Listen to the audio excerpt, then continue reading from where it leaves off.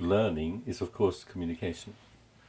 And if you called it teaching and learning, it would be one specific instance of a communicational process. It can't be otherwise. So there is no question about the pedagogic relation is a relation of communication with certain forms of power, assignations of responsibility and possibility. So that's not a question. Learning is, in the way I see it, through one's own making of science in relation to the world in which I am.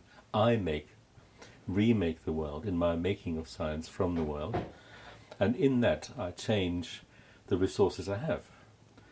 In changing the resources I have, I change my potentials for action in the world. I call that sort of learning, my change in the resources, a constant change in my resources, an accumulation, an expansion, extension. Sometimes things drop out or never really drop out.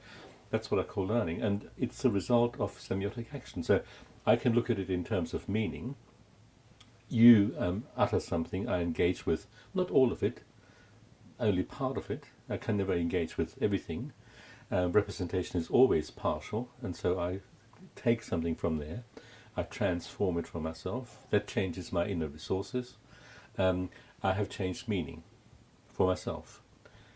In making the change in my meaning into a new sign, I sort of put something in the world which might have an effect on changing meaning resources in my community.